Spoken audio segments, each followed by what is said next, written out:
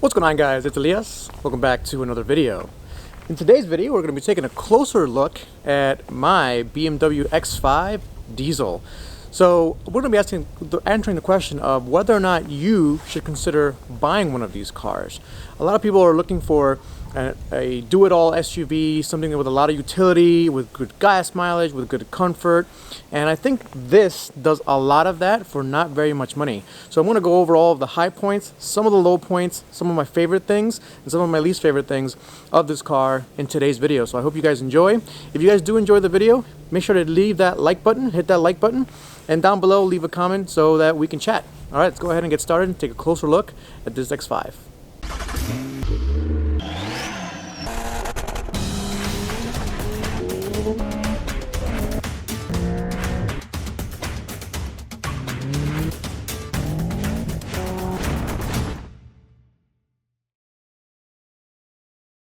So if you're watching this video, chances are you're interested in buying one of these and you're looking for a do-it-all vehicle like I just explained. So I'll explain to you guys why I bought this X5. I used to own a Colorado ZR2 with a diesel, and it was a great vehicle for towing purposes. It did me very well.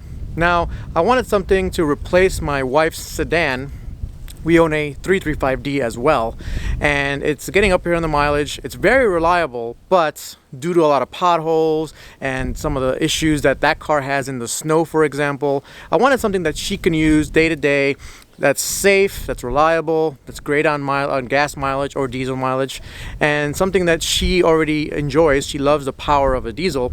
So I was looking at something to replace that with. Now, other use cases for an X5 are someone looking for an inexpensive but luxury vehicle, that an SUV specifically, something that'll last you a long time and something that'll be fun to drive, that can tow a little bit, and is going to be able to handle kids. So let's go ahead and take a close look at the exterior, some of the quirks in the exterior, some of the quirks in the interior. I'm going to go over some of the major packages and things you want to be on the lookout for when you're buying some of these cars, and some of the things to stay away from. So let's go ahead and take a closer look. Now, starting from the front, immediately you're going to notice that this is probably one of the better looking BMWs in the last 10 to 15 years. In my opinion, I think it's the best X5 that they've made. It looks semi-compact, but also at the same time, it looks kind of, menacing, which is supposed to be what a BMW looks like. So it's got the quintessential BMW grills right there. I think it looks amazing. And then you got those little fog lights at the bottom. They're actually cornering lights. So when you turn left and right, they'll illuminate your right-hand side if you're turning right, or your left-hand side if you're turning left. So those are the two, couple of things that, people immediately notice: the lights, the grille, and the fog lights. Now, here's a peculiarity. On the left here, you'll see that's a fake vent right there. That does not let air through at all. However, on the right-hand side, you're going to see it's actually an actual vent. So this is lets air through for a cooler. I believe this is a transmission or an oil cooler. I think it's transmission, and that's what that's there for. The other side is a blanked out one. Just a little bit of a quirk that this car has. This also has a headlight washer, very popular in Europe. Most BMWs have those in Europe. Not a very popular item here, but it works pretty well, and I've never had an issue with it. I thought I would have issues with it, not even in the nasty snowy weather that we've had here lately. Had zero issues with it so far. Backing up here again, love the look. I love the color. Let me know in the comments, what do you guys think of the color? This is a dark blue. I think this is my favorite color that the X5 comes in. I would have liked a red maybe, or something, or white, but I definitely do not want a black one. I just don't feel like the lines really show up well, but it's a very, very aggressive stance. Backing out here a little bit, you'll see the running boards right down there. Not every X5 has those running boards. I found them to be pretty practical, actually, getting in and out of the car. Now, you'll want to be careful not to dirty yourself up too badly, because as you step in the car, you can rub your leg up against that, and you'll get pretty dirty. But other than that, you'll notice these wheels. Now, a very easy way to tell which model you have, whether or not you have a sports package, is on the wheels. These wheels only came on the Sport Package X5s. Now, to be more specific, this is a 2011 X5. This 2011 to 2013 model is the post facelift model. So the X5 was made from 2007 to 2013, and in between that they had one model year refresh. So this is the post model refresh. You'll see these tires and wheels, they are Sport Package specific. So that's one way to tell easily whether or not your vehicle that you're trying to buy has the Sport Package. And we'll get to why the Sport Package is important once we get inside the car. But we'll continue to go around here. And yes, it's very dirty, and I left it that way to show you how the car is going to look like, because it is going to be a workhorse. So again, you get those the Sport Package wheels, but back here you'll notice the exhaust tips. I love the way these look. I think they've done a really good job on the way it looks, and we'll do a little cold start here in a second, but I think it looks amazing. So zooming in here, you'll notice that this has the towing package. Not every X5 came with a towing package. This came with a towing package from the dealer. I actually have it in the sticker that came with the car, that it came with a towing package, which is awesome. You can add these aftermarket, of course. A lot of people do that, but I was looking for one with the towing package and I found one. One thing you'll notice is that you want a lifted ball right there, because most things you're going to tow with this are going to be taller than the car itself. This is a sportier SUV, so keep that in mind. And it has all the connections you need to tow a car. Now there's one thing that it actually needs. It needs a brake controller, and I had to buy an aftermarket one. We can cover that in a future video. But back here, I think this is the best looking rear of any X5. First generation was a little bit too boxy. This generation, I think, did it just right. I mean, it's perfectly done in my opinion. And the next generations, I think they're just too big. They look way too big. Not really my cup of tea. I love the subtle little kind of spoiler thing up there. I love the roof rack for sure. Overall, I really like the way this car looks. Let me know again what you guys think. If you guys like the car, the way it looks. This SUV is probably the best looking SUV you can buy in my opinion. So here we are looking at the interior of the X5, and if you're very particular like I am as to how your exterior looks and feels, you're going to want the Sport Package. So we explained already how the Sport Package gives you these wheels, and there are different wheels that you can get with the Sport Package that look slightly different, but these are going to be the main Sport Package wheels that come on these post LCI X5s. The next thing you'll need to look at is the seats. These seats are Sport Package seats, and you'll notice by the bolstering, it's a lot better bolstered, and it's a lot better optioned out. Now again, it is a filthy car. It's used almost daily. It's been very reliable for us. But the other thing that you'll notice with Sport Package vehicles is the steering wheel. I do not like the standard steering wheel on the X5s. I think it looks honestly pretty frumpy looking. This looks really nice with the extra accents right there. It's got a slightly smaller diameter. This is a better sculpted airbag. I think it looks really, really good. And since you're using the steering wheel every time you drive, you want something that is at least appealing to look at. So now, I know it's not a big deal for most people, but for me, that was very much a deal breaker. So here we are. I've opened the hood to the beast, and this is a diesel version. Now you can get a whole bunch of different engines for these X5s. So it ranges all the way from 2007 to the naturally aspirated 6-cylinder engines, which are very reliable, those naturally aspirated engines. You can get V8 engines. I recommend you stay away from those. All of those are pretty unreliable and will require extra maintenance. Now, some of them are very fast. The X5M, for example, has the twin-turbo V8 engine. That's very, very fast. So if you're willing to pay up for the maintenance, that is worth it, I think. And then you have the inline-6 twin-turbo, and then you also have the inline-6 single-turbo, right? The twin-turbos are the older versions. The single-turbos are the newer versions, of 2011s and newer. And they all have their merits, but in my opinion, the best way to buy this is with the diesel. This diesel is amazing to drive and to own.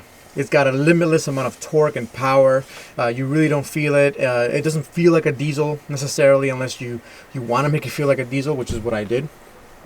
Some of the negatives are these is that you do require DEF, and it does have a diesel particulate filter. So for emissions purposes, these cars are saddled with a lot of emissions controls. One of the main things that you need to do if you're considering a diesel X5 is you're going to want to figure out how to remove all of that junk. I no longer have to insert DEF fluid, and I no longer have to worry about the diesel particulate filter. With that, you can get close to 600 foot-pounds of torque and 400 horsepower out of these things. It is a ridiculous amount of power. Let's hear it to see how it sounds.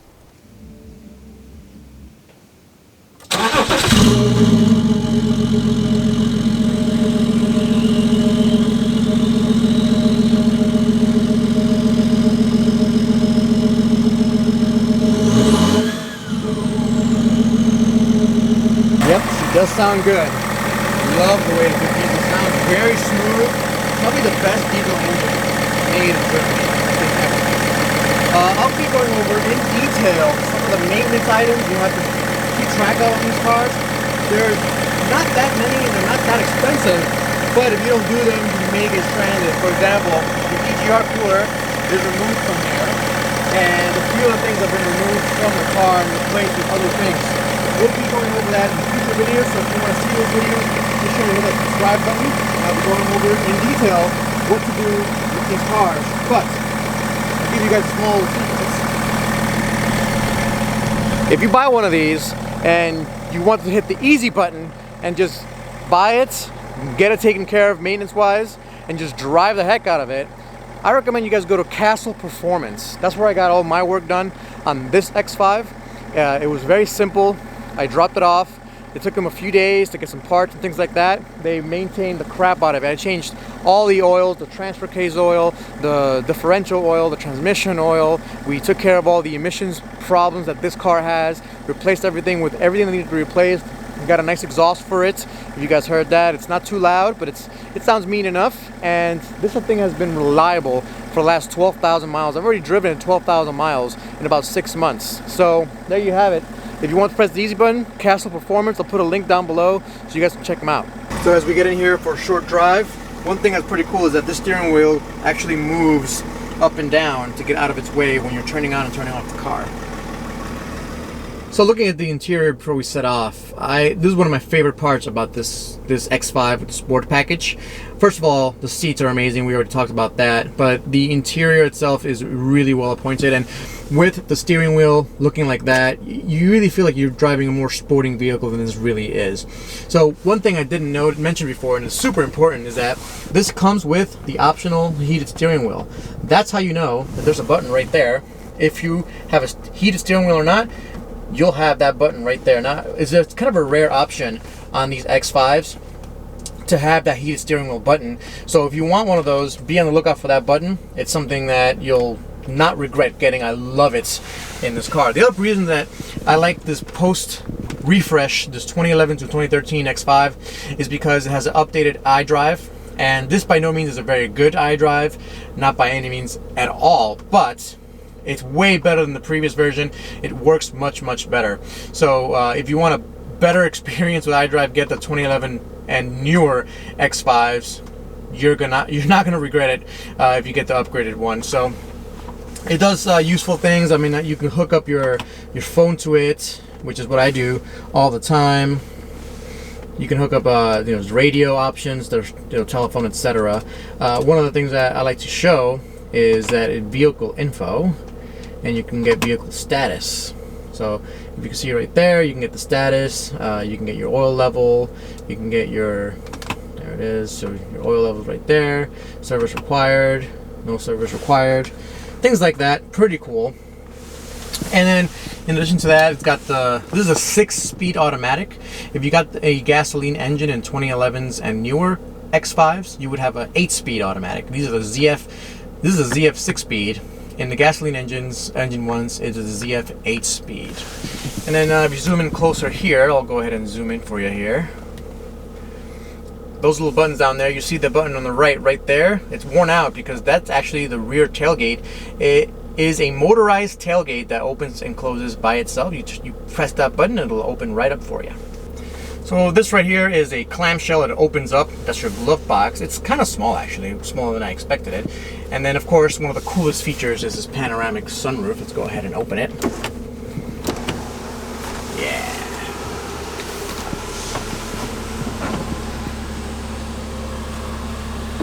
That is awesome. It's huge and it lets in a ton of lights. So on these dreary, cold winter days with little sunlight to begin with, you get to enjoy some extra sunlight during your drive. And while we're back here, showing you this, so you also have heated seats, rear seats, another option. So these right here turn on your heated rear seats. Let me go ahead and show you guys that. And there, those buttons control your seats, and this is your independent climate control. Dual zone in the back as well. Kind of cool, kind of cool. And then finally, one of my favorite features is the amount of space this thing has back here. So currently it just has a random tire here. Let me take a look. But it actually opens up like a clamshell. Man, love that. It opens up like a clamshell, you can sit on it. No problem at all. I've enjoyed ice cream and other, you know, go out to a hot dog stand, ice cream, things like that. You turn off. You obviously don't want the car on because you'll have some diesel emissions in your face, but you turn the car off, you sit here with your ice cream or your hot dog or whatever you're eating, and just have some fun, even if it rains. So this up here covers you. It's pretty cool. I like it. So as we set off here, put it in reverse, the camera turns on. It's a pretty decent camera, not the highest definition, but good enough. And you see we have parking sensors as well. So it's got front and rear parking sensors to show you what's going on. Now, another thing I love about this is if you click into it, it actually gives you a 360 view. Now, it doesn't give you the front, but good enough. It gives you a view of what's going on because it has cameras under the mirrors. One camera there, and of course one camera there. And as I back up here, you'll be able to see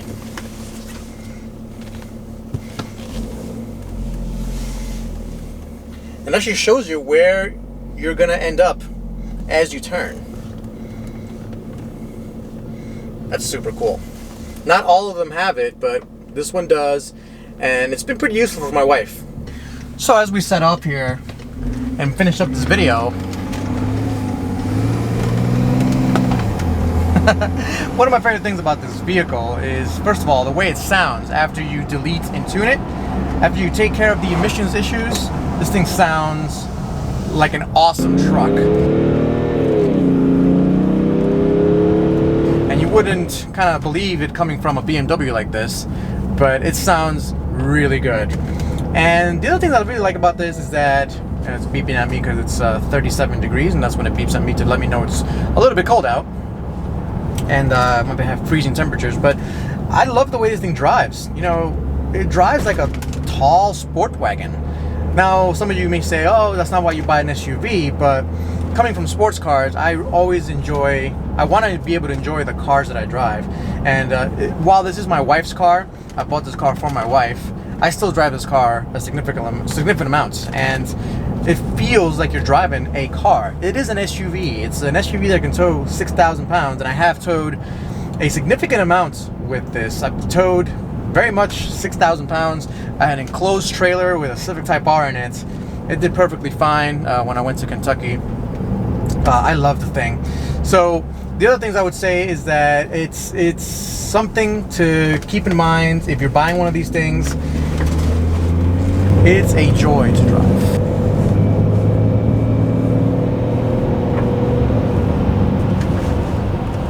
So how is it in the snow? Well, it's going to depend on your tires.